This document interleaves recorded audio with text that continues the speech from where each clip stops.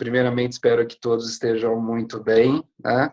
É uma honra a gente poder se conectar mais uma vez, neste momento em que todos nós estamos trabalhando, a grande maioria de nós, né, está trabalhando remotamente. É um pouco mais difícil a gente fazer networking, não estando todos aqui juntos presencialmente, mas gostaria de encorajar todos que participem aqui ativamente desse evento, dessa reunião, né? Gostaria de mencionar que esse evento ele foi divulgado amplamente pelos canais e mídias sociais, né, que o IBEF participa, com o objetivo de aumentar a participação de todos os associados neste evento, onde a gente vai ter grandes participações, né?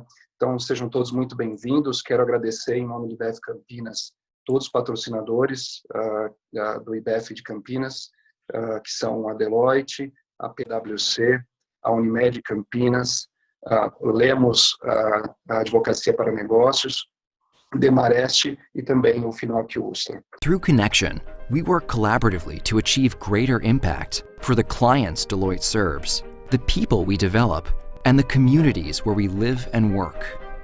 And that won't change.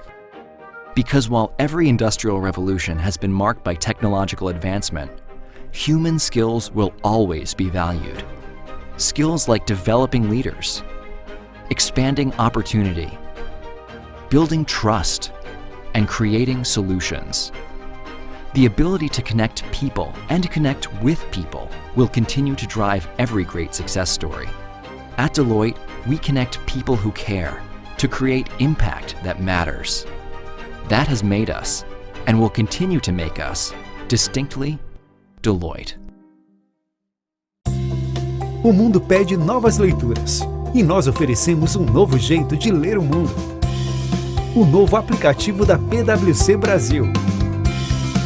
Ele dá acesso a materiais, pesquisas, vídeos e publicações nacionais e globais da PwC sobre diversos setores de atividade. Além de ficar por dentro dos melhores eventos do mercado, você pode confirmar presença, fazer networking e interagir durante o evento. Você também pode personalizar seu conteúdo de acordo com seus temas de interesse. App PwC Brasil. Descubra um novo jeito de ler o mundo.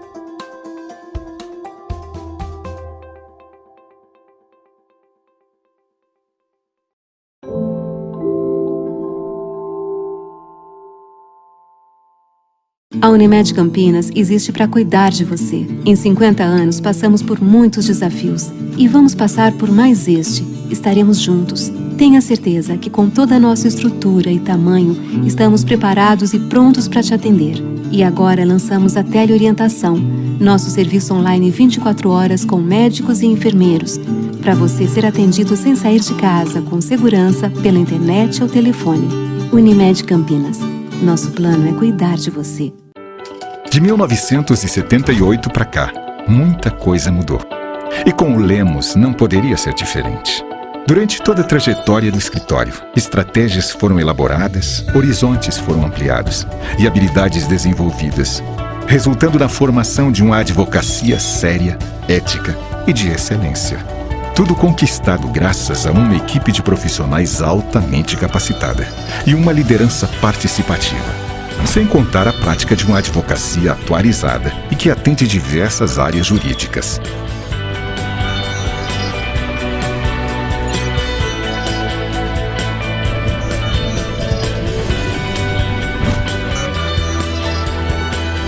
Hoje, ao completar 40 anos de fundação, o escritório passa por mais uma transformação, dando início a um novo ciclo empresarial, com foco nos resultados de negócios de cada cliente. Lemos 40 anos. Uma história irretocável. Um futuro de bons negócios.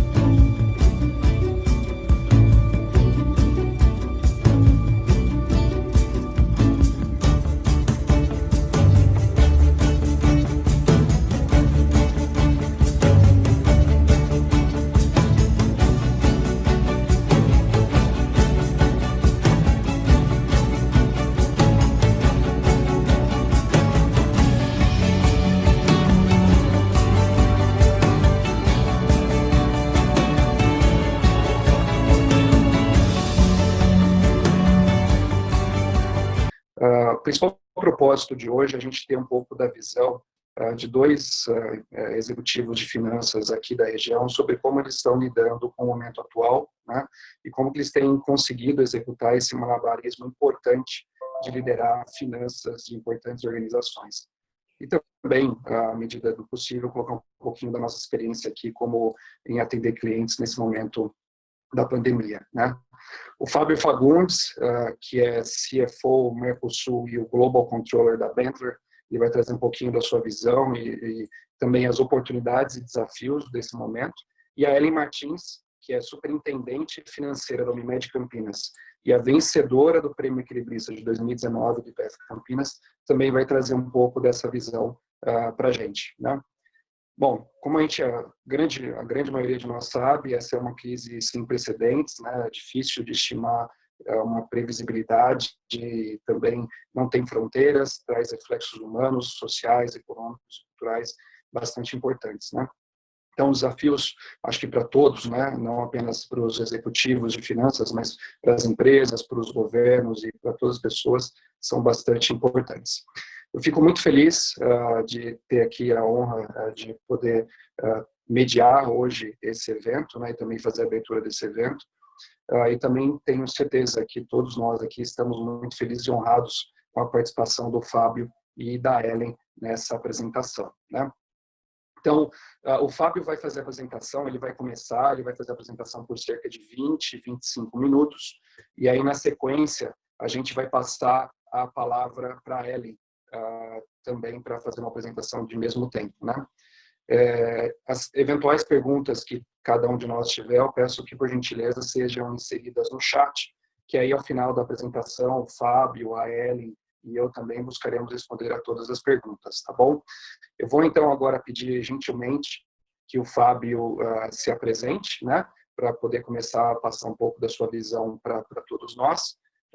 E aí, depois que o Fábio terminar, peço que ele passe de volta aqui a palavra para mim e a gente conduza aí a conexão com a Ellen. Então, Fábio, bom dia, a palavra é sua, boa apresentação. Bom dia a todos, pessoal, espero que estejam todos me ouvindo.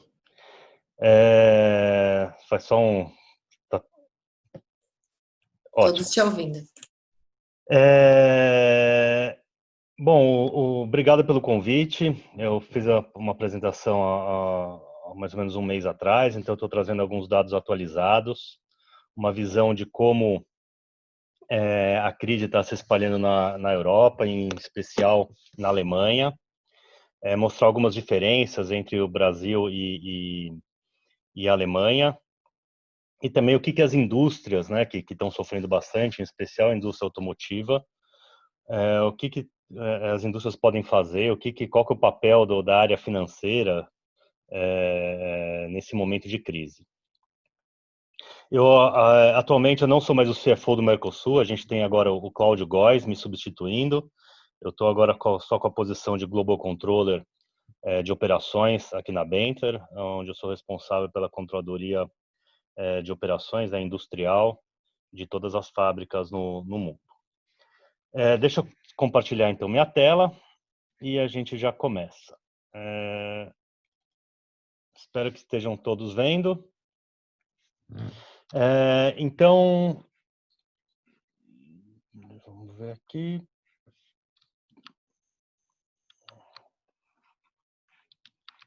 É que não tá. Passou.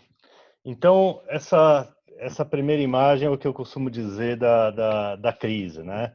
A gente tem, eu mostrei ela a vez passada, eu acho importante colocar, a gente tem a crise do corona, só que a gente tem algo que nos espera, que é bem grande, não dá para negar, que é a crise econômica.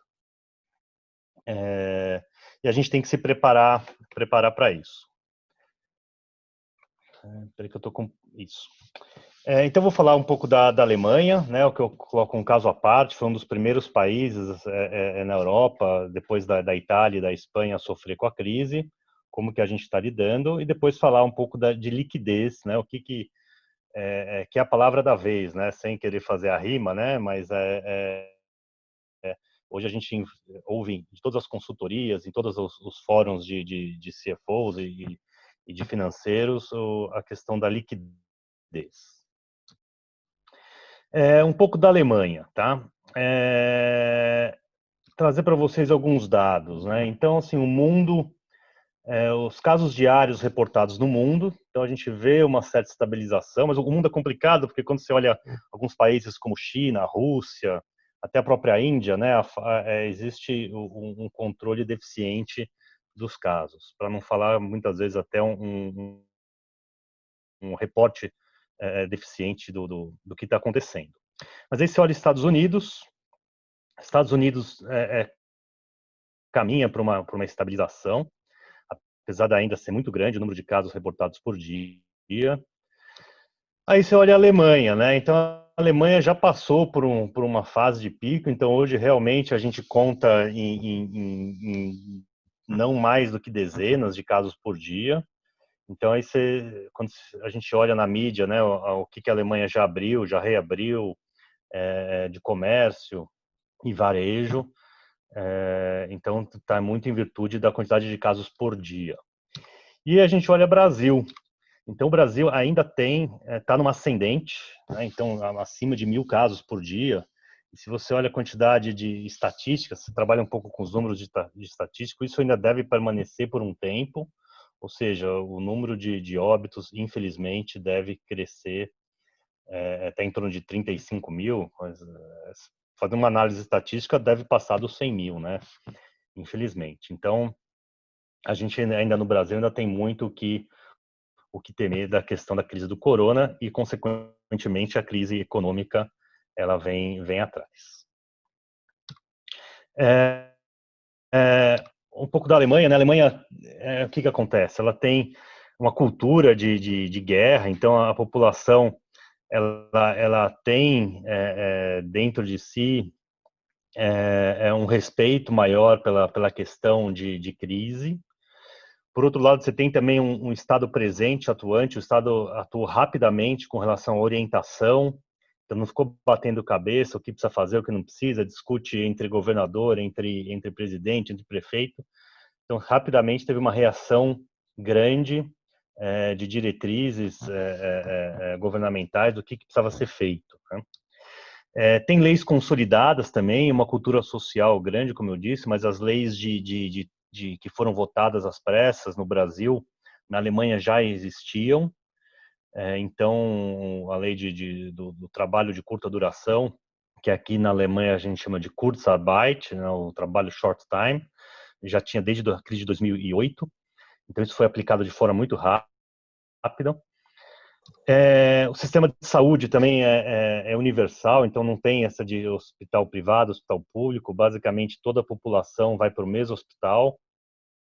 Então, você tem um sistema de informação, de acesso ao sistema de saúde mais amplo, diferente do Brasil, por exemplo, e os Estados Unidos também é outro caso à parte, que é difícil de entender o sistema de saúde deles lá, mas basicamente não são todos que têm acesso. Um sistema de integrado de informação, então até quando eu cheguei aqui, eu perguntei para o pessoal de integração se aconteceu alguma coisa comigo, o que eu faço, para que hospital que eu vou, né? A primeira coisa que você faz é ligar para o SAMU, né? O 152. Porque dependendo do que você tiver, o SAMU vai saber qual que é o melhor lugar de te levar.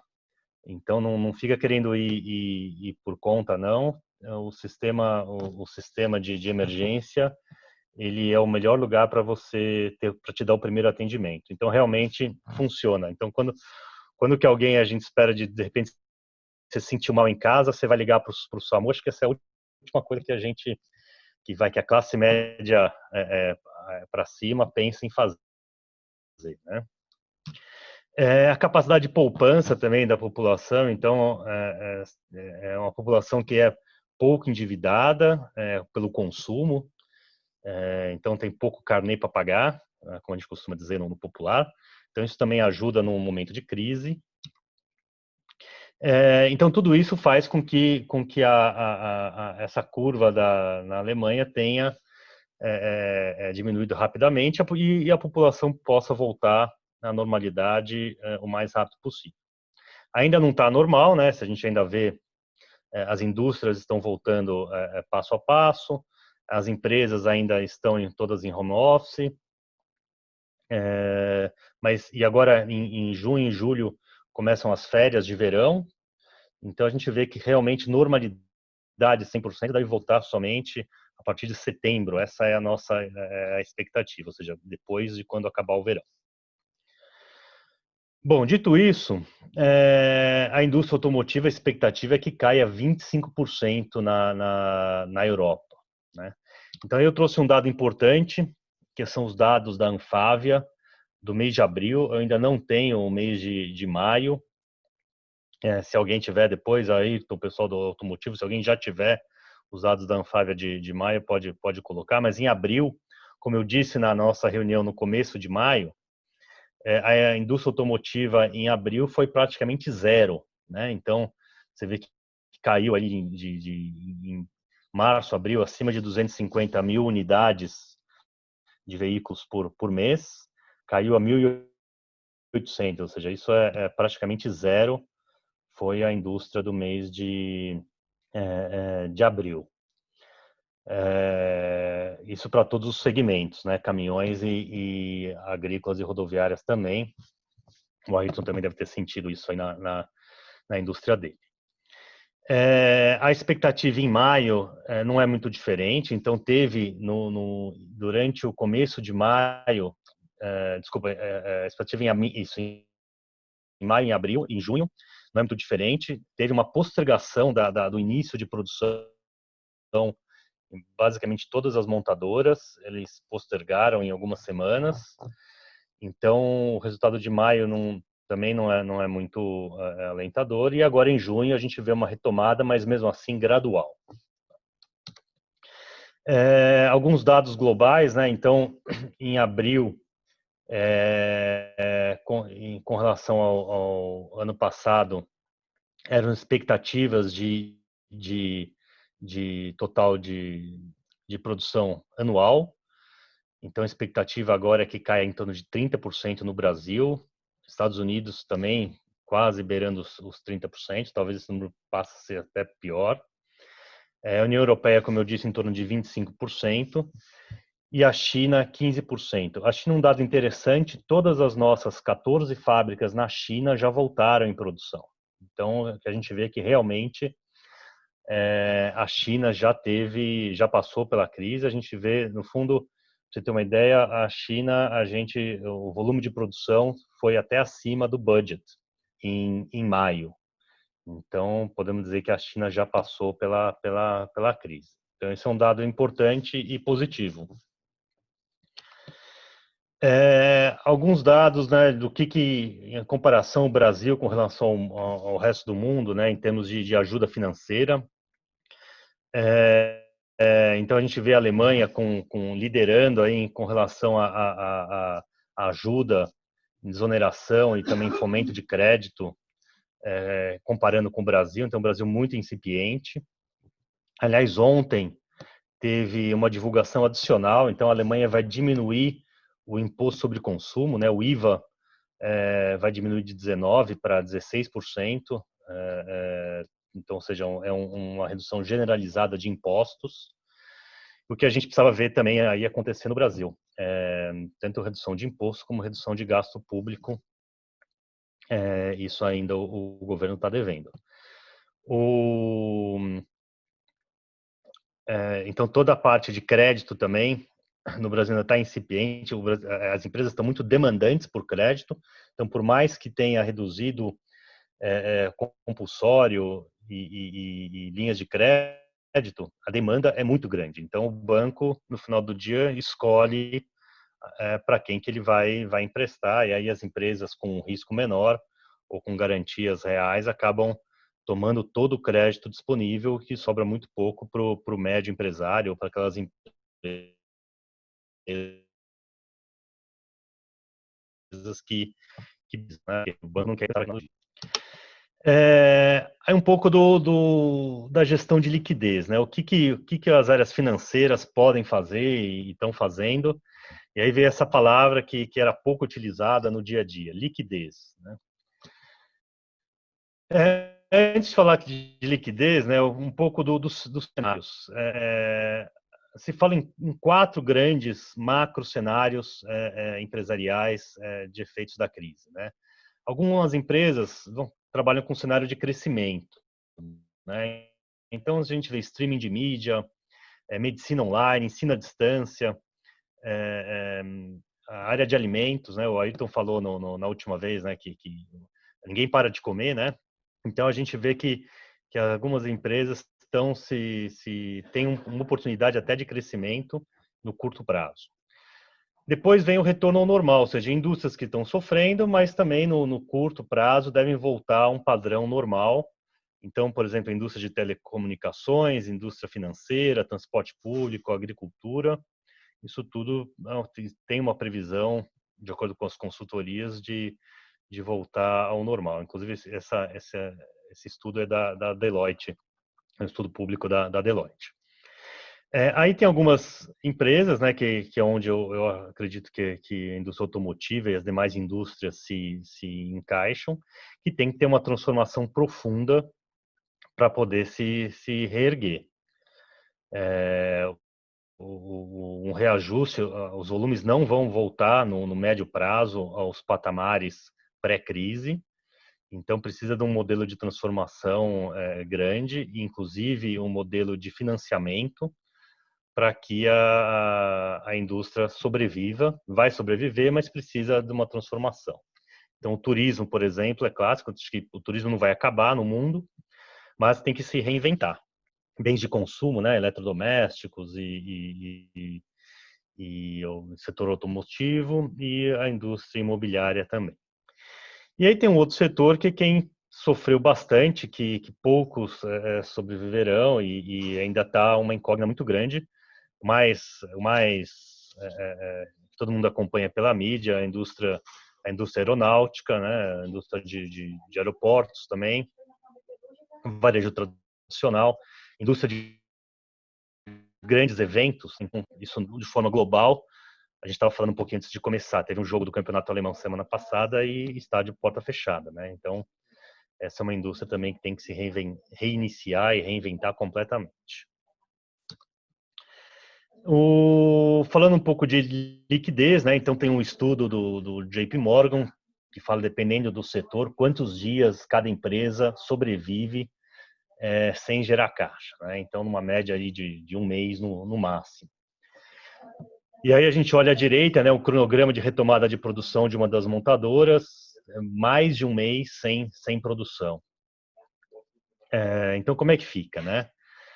Então, além de todas as ações, né, que a gente tomou no Brasil, e que demoraram, algumas delas até demoraram, né, foram tomadas somente em maio, sendo que a crise começou no final de março, ainda a gente ainda precisa tomar ações adicionais, né? Não, eu costumo dizer, o saco de maldades, infelizmente, não parou e as más notícias ainda continuam, então a gente precisa estar num momento muito crítico. Então a gente vê empresas com caixa se exaurindo completamente agora em junho, em virtude exatamente dessa curva. Dificuldade de manter emprego, apesar de ter entrado nos programas do governo, eles não estão sendo suficientes. As ações do governo dificilmente estão chegando, a gente sabe que existe uma ineficiência muito grande entre o que até o governo anunciar injeção de dinheiro no mercado, até isso chegar na ponta, existe uma ineficiência grande de tanto aumento de custo, como também de timing. Então, tudo isso gera um cenário muito incerto de como as empresas podem passar por esse momento. E nisso, né, por outro lado, a gente espera uma retomada, né? Ninguém acha que o mundo vai acabar, né, tão cedo. Então, precisa ter uma preparação para essa retomada, dependendo da demanda, né, e a velocidade dessa retomada, como que as empresas podem parar para isso. E aí tem algumas questões críticas, né? Então, esse reacender das luzes, né, gera uma necessidade de liquidez, as empresas precisam comprar material, produzir vender e para depois receber. Então, isso gera um aumento de necessidade de capital de giro adicional. Isso precisa estar previsto no fluxo de caixa das empresas e precisa ser pensado como que elas se refinanciam. Tem gastos adicionais, né, de adaptação de fábrica, adaptação de equipamentos de segurança, às vezes trabalhar em turnos, né, dividir as fábricas ou os escritórios. Algumas empresas estão dividindo, um funcionário trabalha num dia, depois outra equipe no outro dia. Então, tudo isso também gera esforço adicional, pelo menos. Sincronizar essa oferta e essa demanda. Então, às vezes é uma escolha de Sofia, né? O que a gente vai produzir e se vai ter estoque para retomada ou não. Então, às vezes é melhor ser mais conservador e trabalhar com lead times maiores para poder atender o mercado. E como que os bancos vão estar ajudando as empresas, né? Então, o que eu tenho ouvido, eu tenho conversado bastante com o banco e um dos officers que eu conversei ontem, inclusive, falou, olha, para quem já tinha que renegociar, já renegociou, para quem a gente já tinha que dizer não, já disse não, e para quem já tinha que liberar, já liberou.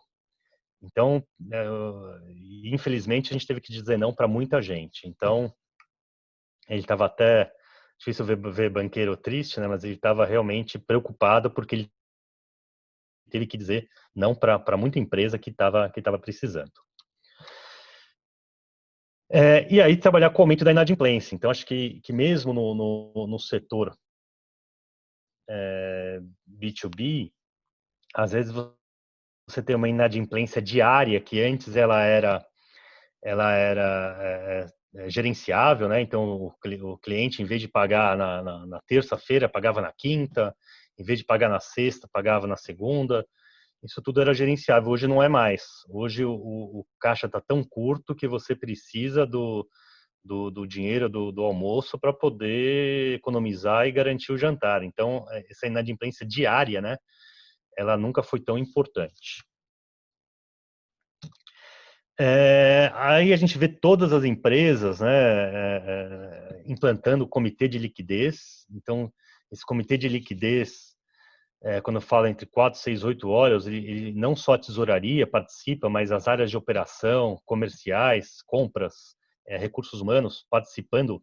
Né? A gente nunca viu, por outro lado é bom, né, o financeiro nunca viu tanta gente olhando para o caixa como está olhando agora. Então, isso também causa uma transformação na área financeira, porque a área financeira tem que prover informação. Olha, tem essa necessidade por dia, ou seja, uma visão.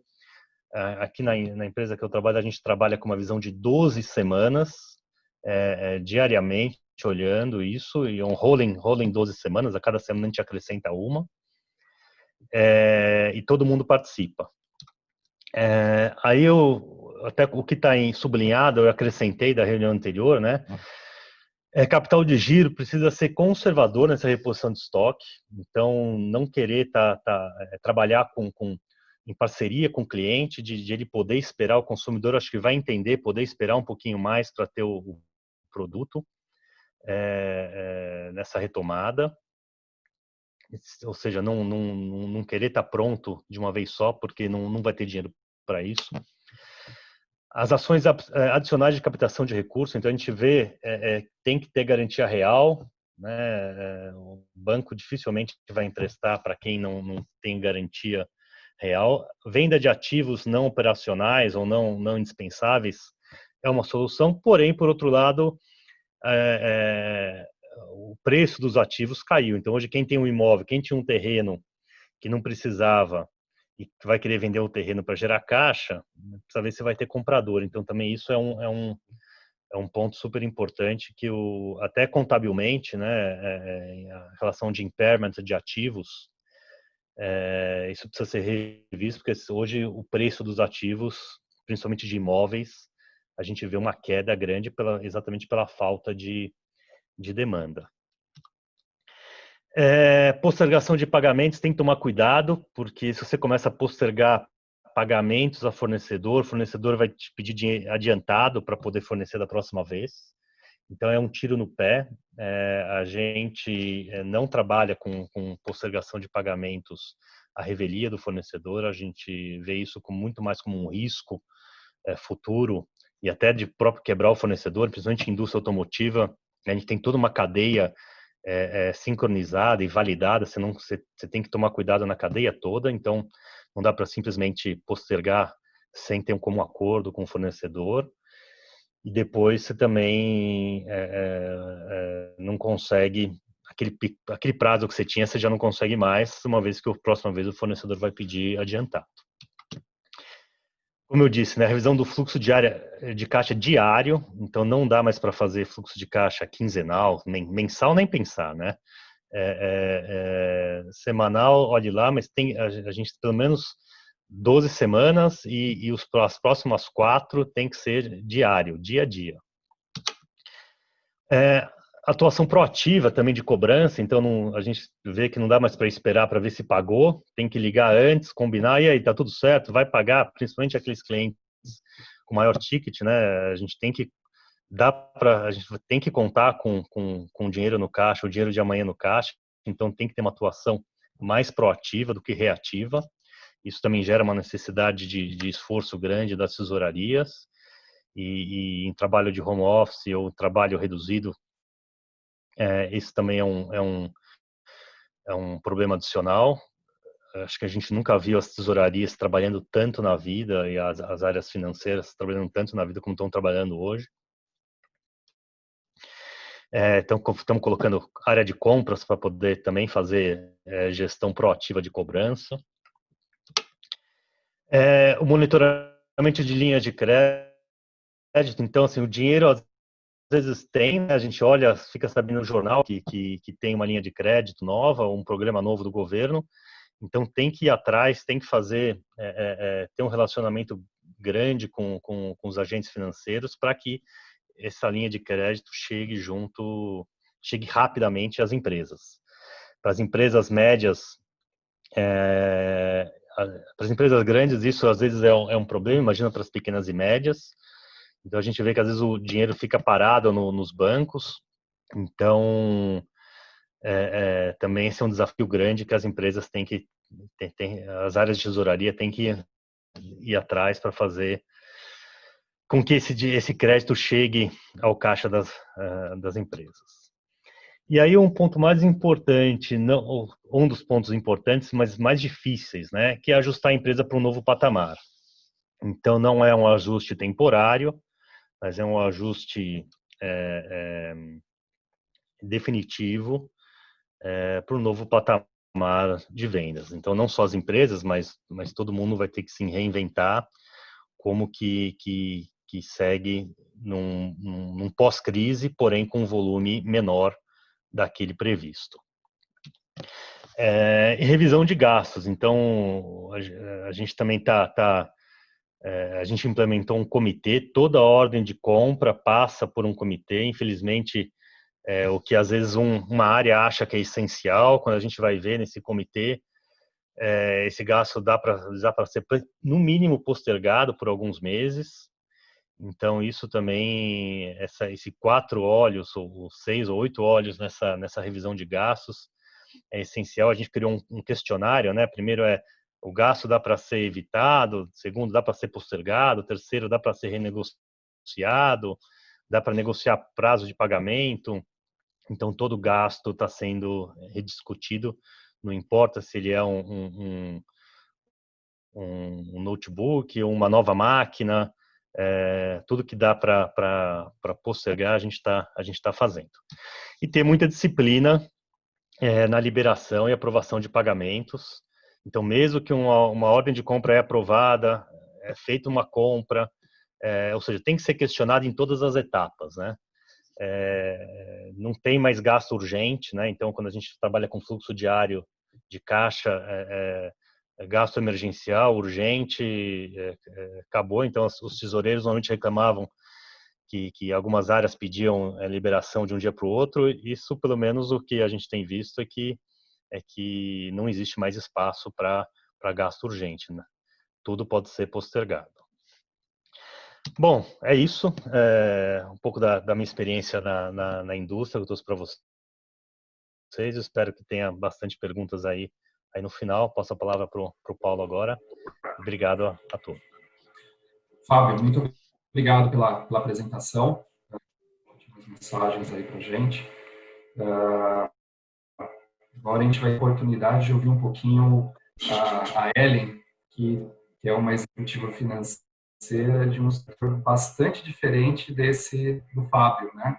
E que, inclusive, possui dados aí bastante assim, importantes a respeito de como tem sido a evolução, né, dos casos e números importantes sobre o Covid-19 aqui na região de Campinas. Muito obrigado pela participação, mais uma vez parabéns, né, por ser a equilibrista 2019 do IBF Campinas. E, por gentileza, fique à vontade em conduzir sua apresentação, compartilhar sua tela. Você tem também cerca de 20, 25 minutos, conforme a gente combinou, para fazer sua apresentação. Tá bom. Obrigado. Obrigada, Paulo. Obrigada ao IBF pelo convite. Bom dia a todos. Vou falar um pouquinho do outro lado aí de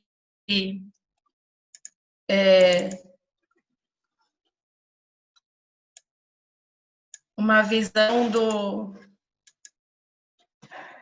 bem diferente. Nós estamos aqui do outro lado, né? Nós somos uma operadora de saúde,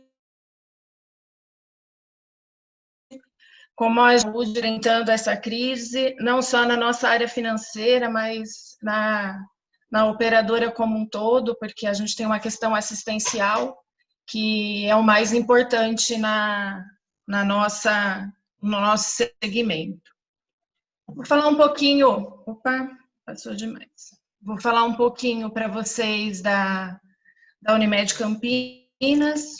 A Unimed Campinas é uma cooperativa de trabalho médico, ela faz parte do sistema Unimed, que conta aí com 3.400 cooperados. Quem são os cooperados? São os médicos que, quando vocês pegam aí o nosso livrinho de atendimento, são os médicos que aparecem ali. Nós contamos com mais ou menos 1.600 colaboradores, divididos entre a nossa área assistencial e a nossa área administrativa, que toca aí a máquina administrativa da cooperativa. Vamos dizer que aí nós temos meio a meio, né? Metade no administrativo, metade no assistencial. Atendemos em torno de 780 mil beneficiários, entre nossos usuários e os usuários de intercâmbio. Intercâmbio são usuários de outras Unimedes. Temos aí recursos próprios, hospital, pronto atendimento, serviço de APS, que é Atenção Primária à Saúde. Temos mais de 1.600 locais de atendimento e contamos com 21 hospitais, um próprio e os demais hospitais credenciados. Nossa área de atuação está em 13 municípios, na região de Campinas. Campinas, é claro, é o nosso maior volume de usuários, mas nós estamos aí divididos em mais 12 municípios, além de Campinas. Vamos falar um pouquinho aí do cenário da crise no Brasil. O Fábio falou um pouquinho do mundo, eu vou falar mais do que está acontecendo aqui no nosso país mesmo. A atividade econômica nos países desenvolvidos está aí melhorando, como o Fábio mostrou, as reaberturas, a economia voltando um pouquinho. E o Brasil ainda está desacelerando.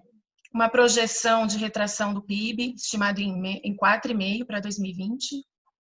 Um aumento da taxa de desemprego, que a gente já tá enxergando essa taxa atualmente. A queda da Selic, que está estimada em 2,25%, ela já está em 2,5%, né? A Covid, que elevou o pânico dos mercados globais, a queda aí da bolsa acentuada, a gente tem enxergado muito essa volatilidade aí, e o nosso cenário econômico, o nosso cenário político, que alavanca muita incerteza, o atrito entre os nossos governos estaduais, os ministérios, a população, o nosso presidente, todas essas discussões que têm acontecido aí no âmbito político têm afetado de maneira significativa a nossa economia, nesse momento tão difícil que nós estamos passando, um momento que é de nunca vivido no mundo, não é no Brasil, né? E a gente tem aí uma certa dificuldade de entender esses atritos que têm acontecido. Aí vou falar um pouquinho para vocês do cenário das operadoras de plano de saúde, como a gente tem enxergado tudo isso, qual é o impacto para a operadora de saúde. Claro que tem um aumento das internações relativas à Covid, só que aí a gente tem uma redução do volume de sinistro. O que é isso? Sinistro é o atendimento, é o custo que a gente tem para atender nosso usuário. E essa redução, é claro, é por conta da queda de procedimentos eletivos. As pessoas não estão procurando médico, estão aguardando. Cirurgias que podem ser postergadas estão sendo postergadas. Então, isso deu uma queda. Uma forte tendência de inadimplência e perda de parte da base de nossos clientes, com a redução da produção nas empresas. Isso é inevitável, a perda de vidas, com a redução com a taxa de desemprego, alguns dizendo em 17,8%, isso reflete de maneira significativa nas operadoras, porque a maioria dos planos de saúde são subsidiados por empresas. Explosão de eventos com saúde depois de passada a pandemia, depois de passada esse medo que as pessoas estão dos procedimentos eletivos, a gente não sabe como vai ser essa retomada, se isso vai ser gradual ou se vamos ter uma explosão aí nesse atendimento, o que pode elevar de maneira significativa os nossos custos. As operadoras estão iniciando o processo de renegociação de dívida, contrato com o cliente para evitar inadimplência, então nós temos trabalhado muito nisso, de negociar com o cliente. Maximização de força de venda para a PME, o que é isso? São os clientes menores, as empresas pequenas.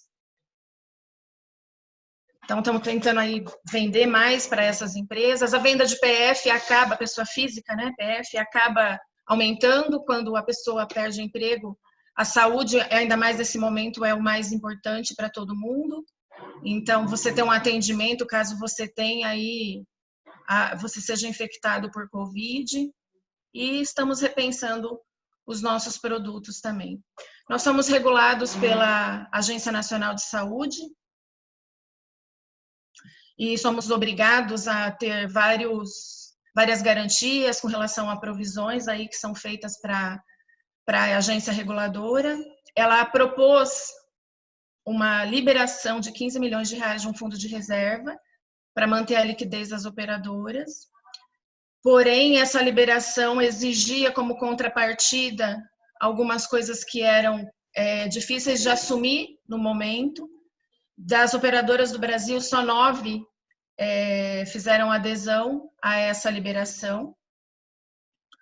A ANS fez dilação de prazo de atendimento, viabilizou a telesaúde, que é a nossa telemedicina, algo que ainda era visto de uma maneira com cuidado, né, para o sistema de saúde.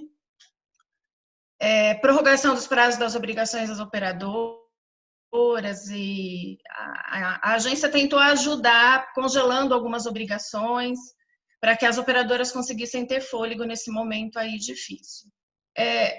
A gente tem que buscar parceiros, se aproximar mais do cliente para fazer negociação.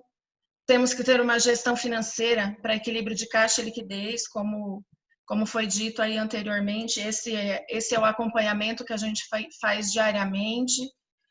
O caixa, é claro que sempre foi importante, mas nesse momento ele é crucial na empresa. A gente olha resultado, mas o mais importante nesse momento é a liquidez, se a gente consegue pagar as nossas contas. Criação de produtos mais básicos, produtos que consigam atender nosso cliente com um custo menor. Ações para melhoria de eficiência e resultados assistenciais. Melhorar aí o serviço assistencial, melhorar a eficiência para atender o nosso cliente e melhorar a qualidade do relacionamento com o cliente. Estar mais próximo com o cliente, entender as necessidades do cliente. Com relação às receitas, como nós estávamos, 2020 era um ano que a gente tinha entendido que seria um ano bom, não só para as operadoras, mas eu acho que toda a economia. A gente tinha aí uma esperança de uma boa retomada da nossa economia. Pré-crise, a gente começou bem, dentro do previsto. No isolamento, ainda não tínhamos tido uma queda de receita, mas já estamos começando com isso. Então, um novo cenário para as operadoras de plano de saúde. Eu não estou falando de Med Campinas aqui, estou falando do cenário de todas as operadoras de saúde, é que a gente tenha, sim, uma redução de receita, muitas vezes não só por perda de cliente que vai ter que sair de uma operadora que tem um custo maior para uma operadora de custo menor, mas também pelo desemprego aí que vai ser gerado, que isso será inevitável, sem dúvida nenhuma. As empresas ainda estão sob o efeito aí das MPs que o governo liberou, mas vai se tornar insustentável se manter nesse formato, né? E aí um pouquinho do cenário da Covid na nossa região. Esses dados são de 2 de junho, de terça-feira. Então, na terça-feira nós tínhamos na nossa região metropolitana 3.454 casos, 151 óbitos. A região de Campinas é constituída por 20 municípios, temos aí quase cerca de 3,2 milhões de habitantes. Os casos confirmados representam 3% do estado de São Paulo e 1% do Brasil. E a Unimed Campinas, que está acontecendo aí com a Unimed Campinas nesse momento e o que nós estamos fazendo nesses meses aí de pandemia que na verdade começou forte no mês de março, né? Os nossos principais clientes são os clientes das indústrias automotiva e eletrônica e que estão sendo fortemente afetados, onde a gente acredita que haverá sim redução de postos de trabalho, até essa retomada, a gente acha que ainda vai ter um tempo para isso. Com isso, nós teremos sim redução de beneficiários, a gente está revendo todas as nossas projeções de resultado, projeções de receita, projeções de caixa, quase que diariamente também. E um aumento da inadimplência, a gente já tem enxergado um pouco isso, temos negociado muito com os nossos clientes. Existe uma regra da ANS que, depois de determinado tempo de inadimplência, o seu contrato é cancelado. A gente está revendo caso a caso, nós segmentamos os nossos clientes para que a gente pudesse avaliar e tentar, de alguma forma, atender às necessidades aí dos nossos clientes. Uma possível redução de receita e aumento de custos. Quando você fala que haverá uma perda aí de postos de trabalho, as carteiras de pessoas jurídicas são carteiras com uma população mais jovem. Então, se a gente ficar com a carteira de PF, onde você tem uma população mais com carteira, se essas pessoas migrarem para PF, talvez a gente tenha aí um aumento da nossa carteira de idosos. Complicação de crônicos, o que isso significa? Hoje, provavelmente, as pessoas com medo de ir ao hospital, de ir ao médico, de se expor, principalmente os mais idosos, os crônicos, que são as pessoas aí que têm alguma comorbidade, são as pessoas mais suscetíveis a ter complicações se contrair a Covid. Essas pessoas estão deixando de ir ao médico e isso pode postergar o cuidado e pode gerar um aumento de custo lá na frente. Aumento dos custos hospitalares que serão repassados às operadoras, isso já está acontecendo. Os nossos hospitais, os hospitais credenciados e até o nosso próprio hospital, os equipamentos de segurança para toda a equipe que atende Covid, são equipamentos que não utilizados, que tem que ter toda uma regra aí a seguir, e isso custa mais caro e nós temos que repassar isso para os hospitais. Queda de juros e a receita financeira, isso é inerente à nossa queda de juros aí do Brasil. Pressão do ticket para as empresas, está tramitando aí no Congresso uma mudança regulatória nos processos de reajuste. Isso pode afetar também de maneira significativa não só a Unimed Campinas, mas todas as operadoras de saúde. E por conta de desemprego e dificuldades econômicas, muitas pessoas poderão migrar para planos de menor custo, que embora continue atendimento, talvez com uma qualidade um pouco menor, mas o usuário ainda tem uma garantia de atendimento na área de saúde. Quais são as ações aí principais? Aqui são só algumas das ações que nós estamos fazendo desde o início da pandemia. Nós criamos um comitê Covid para tomada de decisões ágeis.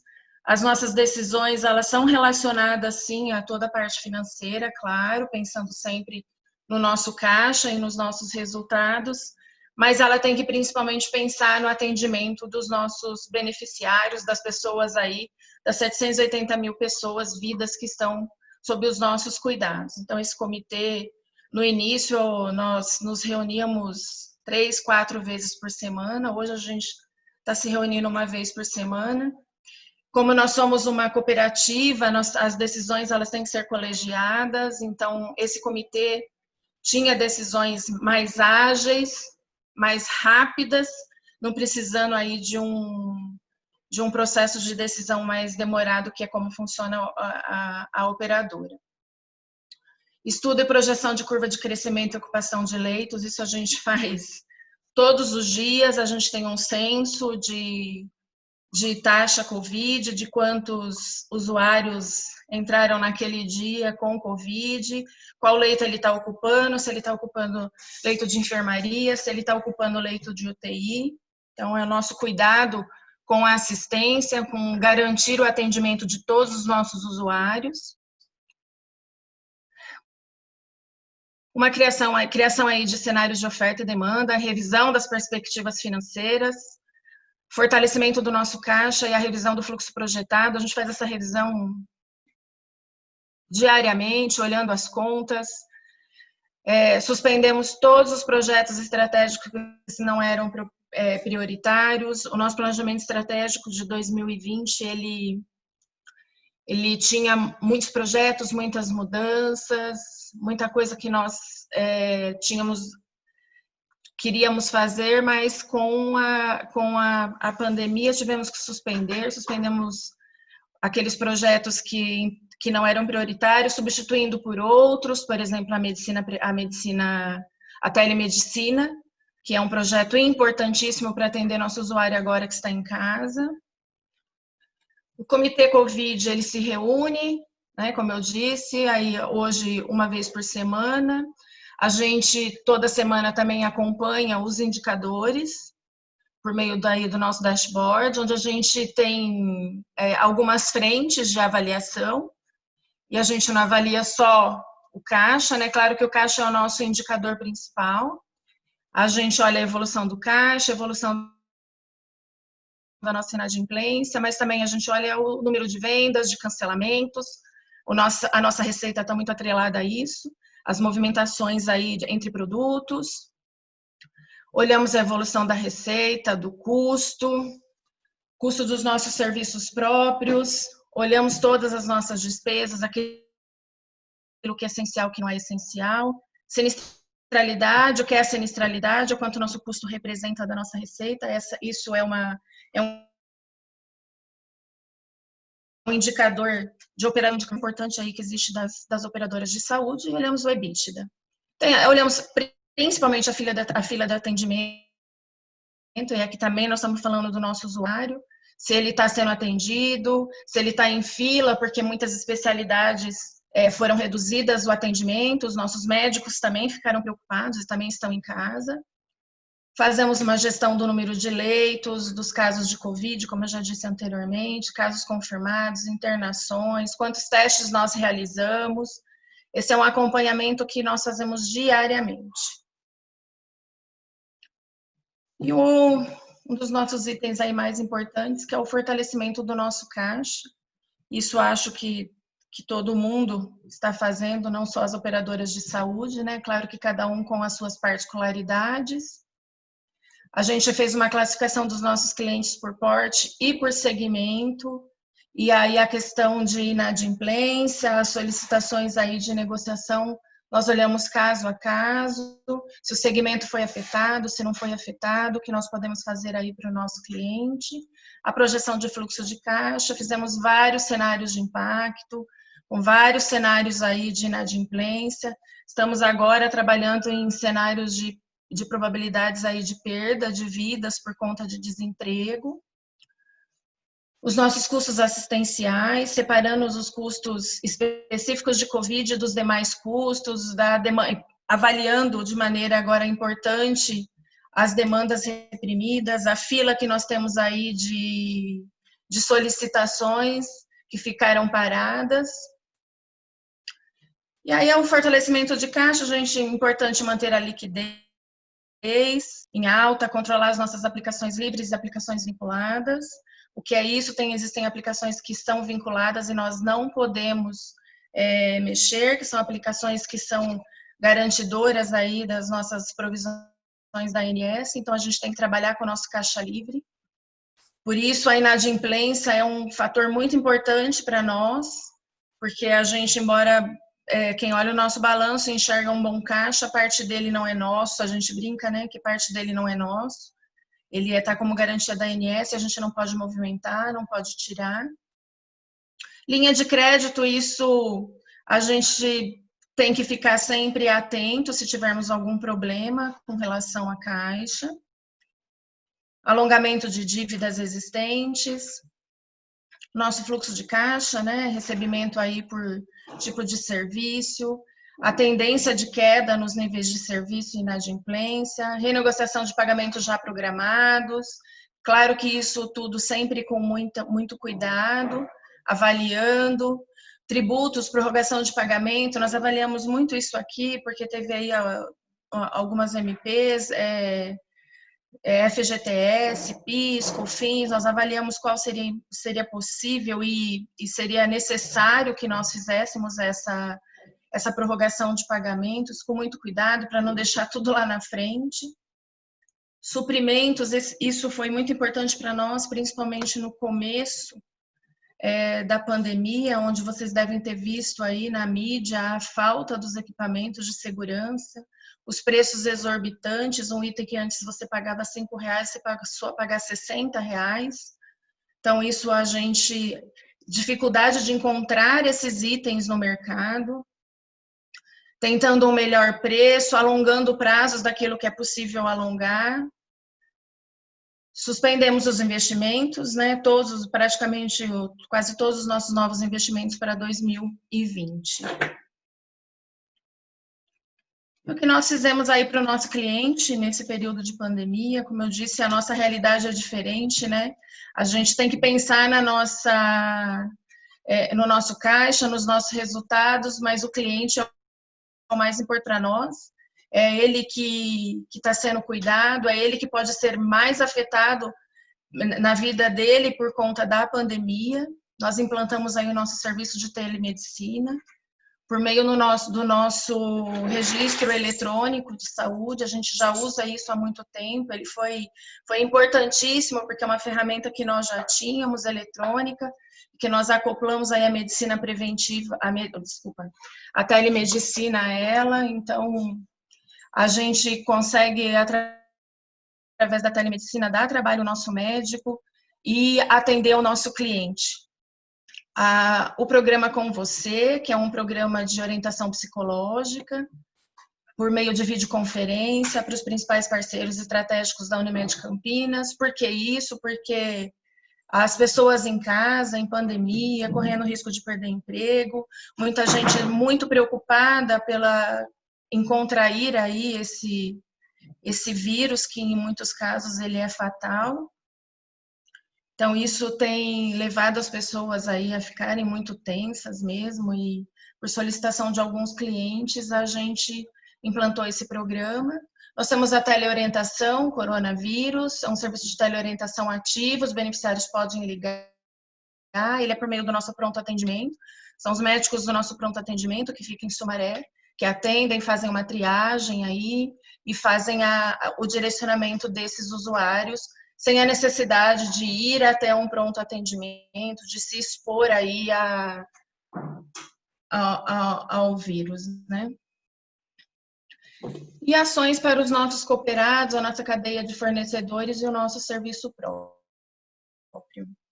O que aconteceu com todo esse processo de pandemia?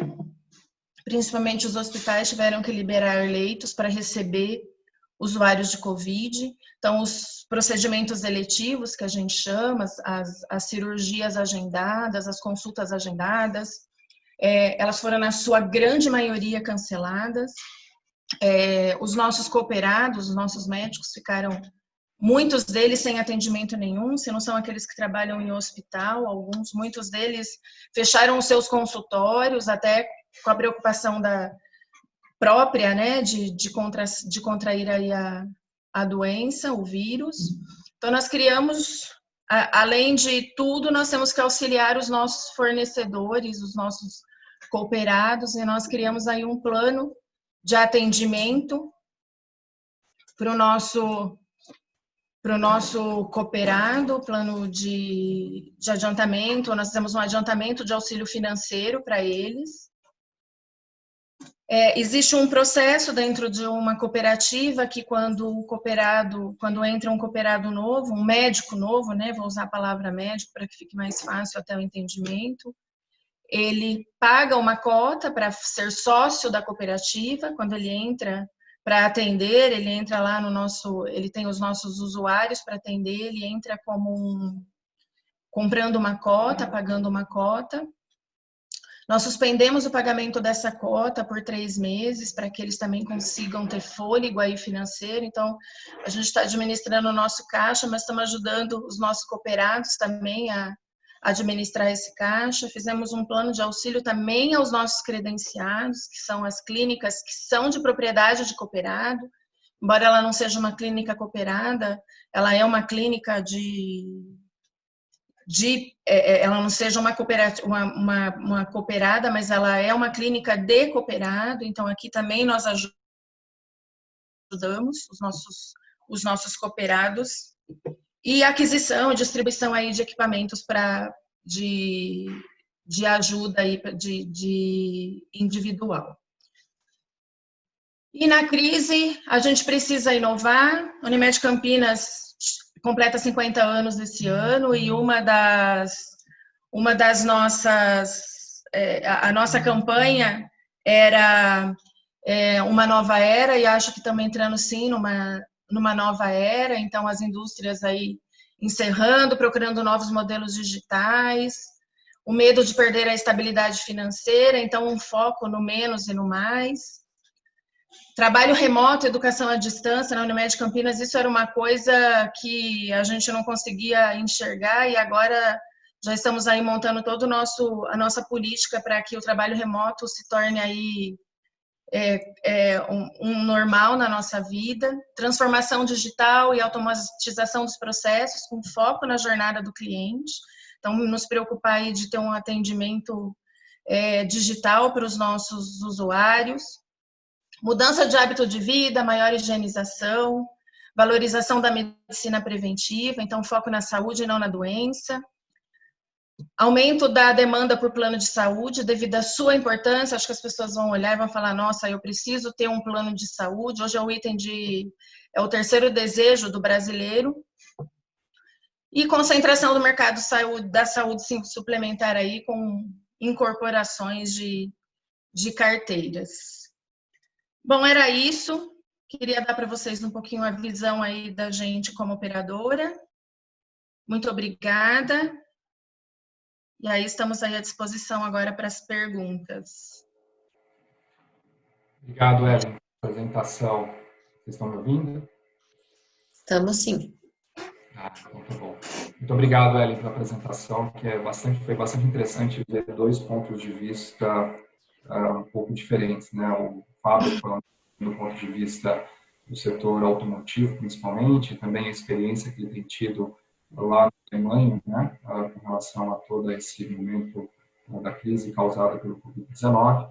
E, por outro lado, a gente tem a oportunidade de ouvir um pouquinho aqui os comentários da Ellen, com relação a como as operadoras, né, de saúde também têm enfrentado e se planejado para passar por esse momento, por essa fase aí, principal, digamos assim, do Covid-19. A Ellen pôde trazer aqui um pouco também já do panorama do que pode ser previsto, né, principalmente para os operadores de saúde, com relação ao segundo momento, ao momento pós-pandemia, né, ou de retomada. Então, comentou um pouquinho sobre a volta, provavelmente, das pessoas buscarem fazer aqueles exames seletivos que foram paralisados por um momento, enfim. Então, são casos como esse que nós aqui do IBF Campinas queremos trazer aqui para nossos associados, trazer um pouco de ponto de vista dos executivos de finanças, como todos aqui são associados, né? E como eles estão lidando aí com esse momento e até para trazer algum insight, algum benchmark para que os outros possam levar em consideração. Então, agradeço aqui, nós já temos algumas perguntas, né, que foram feitas aqui. Enquanto 3 perguntas, eu gostaria de convidar todos a fazerem suas questões, fazerem suas perguntas, para que a Ellen e o Fábio possam aqui colocar um pouquinho do ponto de vista deles, e no que for possível, a gente também pode incrementar aqui com algum ponto de vista adicional. A primeira pergunta que nós temos é do Paulo Souza. Ele faz o seguinte, é para você, Fabião. Ele fala, na sua opinião, quais serão as maiores necessidades das PMEs nessa fase pós-Covid, já que muitas estão com sua liquidez afetada, sendo que as grandes multinacionais têm mais capacidade de resiliência e fôlego financeiro. Você quer comentar aqui, Fábio? Posso comentar e depois, se alguém também quiser completar, alguém que tem aí, que esteja nesse rol das PMEs, mas o que eu vejo no fundo é o acesso realmente a recurso. Acho que por um lado as PMEs têm mais flexibilidade, então uma indústria como a nossa, por exemplo, a gente é tudo formal, né? Segundo, a gente tem uma questão sindical forte,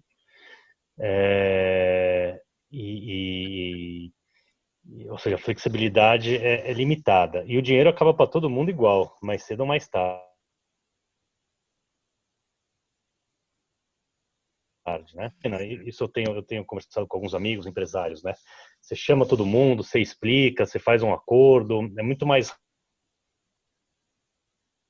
rápido e fácil ações numa empresa pequena do que talvez uma empresa grande. Então, assim, tem uma empresa grande, às vezes tem uma situação de caixa, às vezes não tem também, porque o volume é tão grande e a margem é tão pequena que uma bobeada já consome todo o caixa da empresa. Então, 100 milhões vai embora rapidinho, né? 100 milhões é para sobreviver 15 dias, né? Então, às vezes uma empresa pequena, não. Então, não necessariamente, os problemas são os mesmos, né? E às vezes uma empresa pequena até consegue uma flexibilidade maior. É isso que eu vejo aí. Não, Fábio, eu acho que também, para talvez colocar aqui algum ponto de vista, né? Eu acho que você mencionou um ponto bastante importante, que talvez seja a velocidade de ação, né? De fato, eu acho que as empresas que estão nesse rol aí das pequenas e médias conseguem ter uma velocidade maior de processo de tomada de decisão e tomada de ações, né? Eu acho que o propósito do mercado como um todo, né, pela preservação de negócios, né? Então, o que a gente percebe também vê é que desde que essa pequena e média empresa também consiga demonstrar um plano, né, para os seus stakeholders, para os seus fornecedores, para os seus clientes, para o mercado como um todo, que ele está se estruturando, né, de bancos, que tem uma estruturação que vai buscar a continuidade do negócio, o que a gente tem percebido é que essas partes todas, né, esses stakeholders têm apoiado, sim, as pequenas e médias empresas na continuidade. Imagina, uma empresa grande, a gente, para pegar um empréstimo, precisa de assembleia de acionistas, para do seu banker lá aprovar. Então, às vezes, você tem uma oportunidade que você precisa tomar decisão, fazer, realizar, tem um prazo, e não tem como. Já uma empresa de dono no Brasil, você tem mais essa agilidade, né? E mesmo a reinvenção de negócios, né? Depende, obviamente, de Também. também. Pequenas e médias empresas não estamos falando do setor, né? Mas muitas delas têm mais velocidade também para avaliar alternativas de operação, né? Eu tenho visto vários casos aí em diversos setores. Então, acho que isso também é algo de se levar em consideração. Bom, Paulo, não sei se a gente conseguiu aqui trazer um pouquinho para você. Se você quiser fazer algum comentário, se você quiser abrir o seu microfone, fica à vontade, Paulo. Paulo, e a Ellen, eu acho que a Ellen deve ter clientes de pequenas e microempresas, e médias empresas. Acho que ela também podia acrescentar alguma coisa aí. Muito bom. Os nossos clientes aí, nós temos um volume significativo de clientes de pequenas, principalmente de pequenas, né? É um volume significativo. E esses clientes têm sentido bastante a pandemia, a gente tem percebido isso, e os nossos clientes são de diversos segmentos, alguns deles muito ligados aí ao segmento automotivo, que foi um dos segmentos mais afetados aí com a pandemia. E nós temos percebido que eles sim estão com mais dificuldade, mas também eles estão conseguindo administrar bem também tudo isso.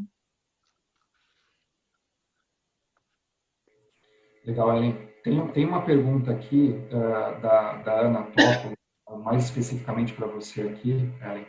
Ela fala assim, ótimas informações, né? Obrigada pela apresentação. Ela fala, imagino que os colaboradores da Unimed podem estar, né, com excesso de trabalho e sob grande estresse, e que além do medo de contrair o vírus, também tem todos os processos internos que também devem ter tido um aumento significativo por conta das internações, exames referentes ao possível aumento de contaminados, né? Então, ela pergunta aqui, né, como que vocês têm trabalhado com essas situações, né, com essa questão emocional das pessoas, enfim. Eu falei bastante aqui o que nós fizemos com o nosso cliente, com o nosso cooperado, não quis trazer muito o que nós fizemos com o funcionário. Na verdade, nós temos que separar o nosso funcionário do assistencial e o nosso funcionário do administrativo. O nosso funcionário do assistencial é o que está claro que é o que é mais afetado. Nós contratamos muita gente para poder atender no nosso assistencial. Eu não estou nem falando dos nossos credenciados, que também devem ter feito a mesma coisa. A contaminação do assistencial é maior do que a contaminação do administrativo, até porque o administrativo nós colocamos todo mundo em home office. Mas nós fizemos um trabalho com os nossos funcionários, com todos os nossos funcionários. A gente tem um programa que chama Fique Bem, que também conta com uma psicóloga, como a gente fez para o cliente, a gente fez para os nossos funcionários. A gente teve alguns casos de funcionários que ficaram com um nível de estresse elevadíssimo e que tiveram que ser afastados por problemas emocionais mesmo em meio à pandemia. Nosso volume de trabalho, a gente fala que com o trabalho em home office a gente tem trabalhado muito mais, né? Porque a gente fica atento a tudo que está acontecendo praticamente 24 horas por dia, muito preocupado com se estão atendendo, se está tudo certo. Então, os nossos funcionários também têm essa preocupação. O funcionário da Unimed Campinas veste muito a camisa, tem a preocupação com a empresa e com os beneficiários. Nós fizemos um trabalho para aqueles que são infectados pelo vírus. Isso é uma coisa que no assistencial nós não temos muito o que fazer, embora com todo o equipamento de segurança. Os técnicos de enfermagem, o pessoal da área de saúde, ele não trabalha só no nosso hospital, eles têm dupla, tripla jornada, são pessoas que trabalham em outros hospitais. Então, muitas vezes pode ser que ele foi contaminado em outro lugar, foi contaminado no supermercado. Isso é uma coisa que a gente não tem como prever, não tem como controlar.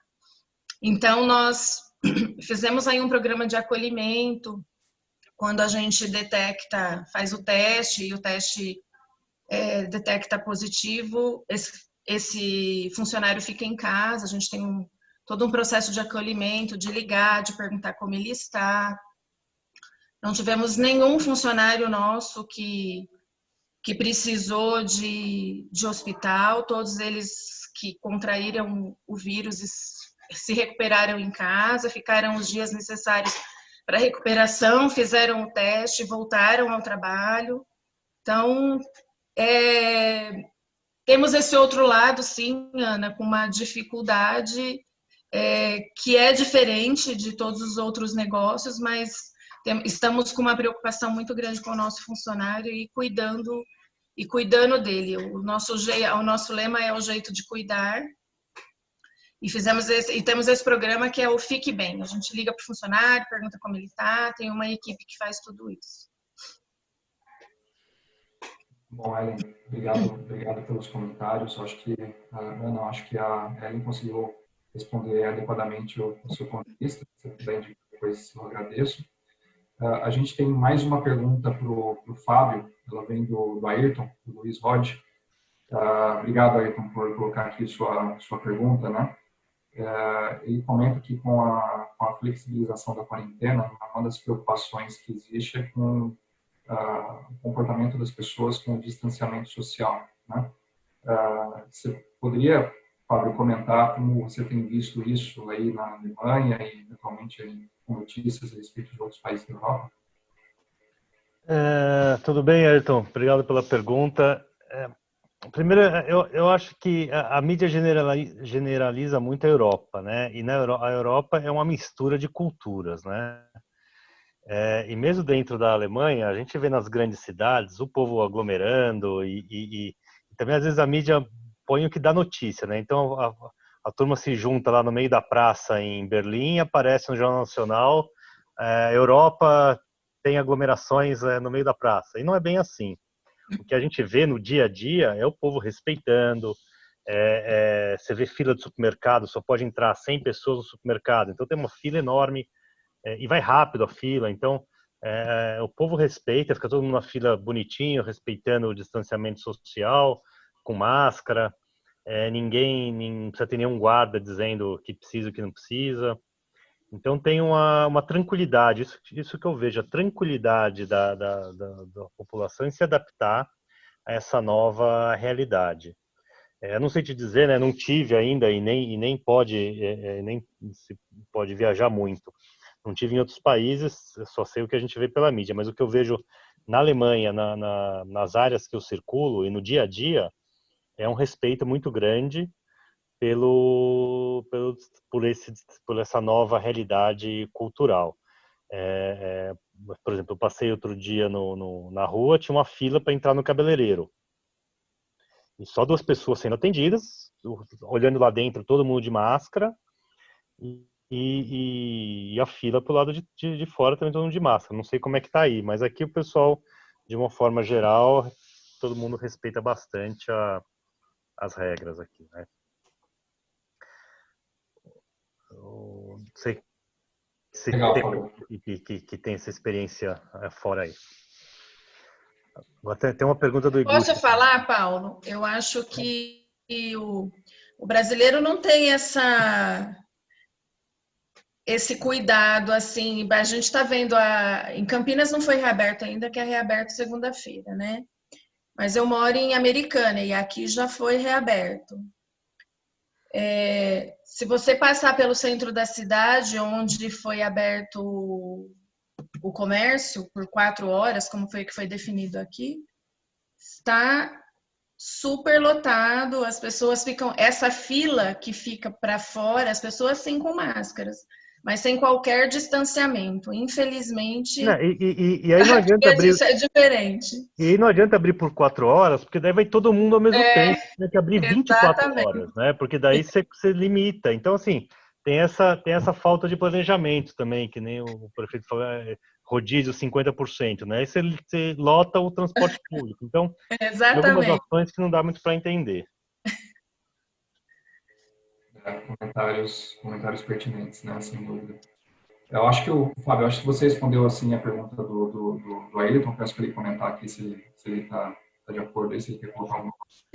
E tem uma pergunta interessante aqui, bastante interessante, desafiadora, positivamente, que o Ricardo sempre faz muito bem isso. Mas perguntando aí para vocês, Fábio e Ellen, sobre se vocês acreditam que o papel de vocês como executivo de finanças mudou durante essa crise, né? Se vocês acreditam que sim, né? O que mudou, né? E quais são as lições aprendidas? O que vocês têm aí de dizer a respeito talvez dessa nova forma de atuação como executivo de finanças? Quem quer começar aí? Talvez a Ellen? Quer começar, Ellen? Ou o Fábio? Fábio. Não, para mim, tanto faz. Vai lá. Vai. Eu acho que a gente aprendeu muita coisa. A gente aprendeu que a gente sempre trabalhou pensando no futuro, no longo prazo, né? Médio e longo prazo. Hoje a gente tem que trabalhar com o hoje. O amanhã já é incerto. Ontem até a gente estava numa reunião do Conselho de Administração avaliando algumas coisas e essa foi uma das falas, né? Eu não sei o que vai acontecer amanhã e talvez isso seja algo que a gente comece a reavaliar como responsáveis aí pela área de finanças. No meu caso, eu não sou nem só responsável pela área de finanças, mas eu tenho outras áreas aí comigo, que é a área de tecnologia, por exemplo, que hoje é o que tem de mais importante em qualquer instituição, em qualquer empresa, que é o que vai nos levar aí para o futuro. Vai ser uma nova era, sim. Acho que a gente tem grandes desafios. Vamos ter que fazer uma avaliação aí do que será esse novo normal que a gente fala, né? Porque o normal não vai existir mais, até porque nós vamos conviver com esse vírus aí por muito tempo ainda. Não significa que acabou a quarentena, abriu tudo e o vírus sumiu, ele não existe mais, a gente vai ter que conviver com ele. Então, acho que a gente aprendeu durante esse período que a gente tem que reavaliar muita coisa na nossa forma de trabalho, a gente vai ter que se reinventar, pensar nas coisas de forma muito digital, avaliar tudo com muito cuidado e com prazos menores, eu acho. Acho que até vou falar um pouco da gente, Unimed Campinas, fizemos aí o comitê de crise emergencial, mas eu sei que todas as empresas têm esse comitê de crise, mas ele fica adormecido, né? Eu acho que talvez seja uma coisa que a gente vai ter que ficar avaliando aí no nosso dia a dia, virar algo aí normal nas nossas vidas. Da minha parte, eu acho que tem duas coisas para complementar. A primeira, que as áreas de controladoria gerencial tiveram que se reaprender que não dá mais para comparar resultado contra budget, né? O budget não existe mais, não existe referência mais contra ano anterior, contra budget, não tem. E mesmo um forecast, né, ele muda a cada semana. Então é muito dinâmico. Então as referências, não existe mais referência. E aí quando não existe mais referência, eu volto na questão de olhar nem resultado, porque você nem vendas tem mais, né? Então as áreas tiveram que se reaprender a olhar caixa. Então quem não estava acostumado a olhar liquidez, teve que olhar liquidez. Acho que teve uma mudança muito grande, né? Quando eu falo liquidez é a palavra da vez. Realmente isso foi inserido dentro da organização de uma forma não pelo amor, mas pela dor, né? E aí com isso também teve uma mudança de papel, que a diretoria, não só o CFO, mas toda a diretoria teve que descer no nível operacional de tomar decisões difíceis no dia a dia, ajudar a organização a decidir, porque com essa falta de visibilidade, o papel da liderança tornou-se muito importante. Então, não dá mais para deixar, as coisas não fugiram do normal, né? Então, o papel da liderança de tomar decisões no dia a dia, de tomar riscos, né? Inclusive, assumir riscos de forma consciente, também era uma coisa que não estava, ela estava mais no ponto de vista estratégico, mas não no dia a dia. Então, acho que essas duas coisas mudaram bastante. A primeira forma de referência de se medir performance e segundo, o dia a dia dentro da organização. Muito bom. Bom, Ellen, muito obrigado pela apresentação, pela resposta às perguntas aqui dos associados do IBEF Campinas. Fábio, igualmente, obrigado pela disposição de vocês dois aí em poder fazer essa live aqui com os associados do IBEF Campinas. Quero agradecer muito aqui a Giovana, a Flávio, né, pela organização desse evento. Eles são muito importantes aqui para que a gente consiga atrair, né, talentos e profissionais como vocês para executarmos eventos como esses. Então, obrigado, Giovana, obrigado, Flávio. A gente tem o site do IBEF Campinas, eu gostaria de sugerir que todos acompanhassem, né? Nós temos feito ali divulgações muito ao vivo, né, muito rápidas a respeito de todos os lives que nós temos organizado, para que nós possamos trazer aqui informações e conteúdo dos associados do IBEF Campinas. Gostaria de sugerir, né, que vocês acompanhem o nosso site, acompanhem o site do IBEF Campinas, para que vocês possam acompanhar em todos esses eventos, né, e todas essas lives aí que nós temos buscado organizar. Então, eu agradeço também a todos os participantes, agradeço muito por vocês terem aí disponibilizado o tempo de vocês para acompanhar um pouco aí do ponto de vista do Fábio e da Ellen, com suas experiências nesse momento diferente aqui da economia, e agradecer também mais uma vez a todos os patrocinadores que suportam aqui o IBEF Campinas. Acho que com isso a gente pode finalizar a reunião e desejo a todos, portanto, um ótimo final de semana, descansem e se cuidem. Um abraço, até logo. Obrigado, pessoal. Um abraço. Até mais. Bom revê-los.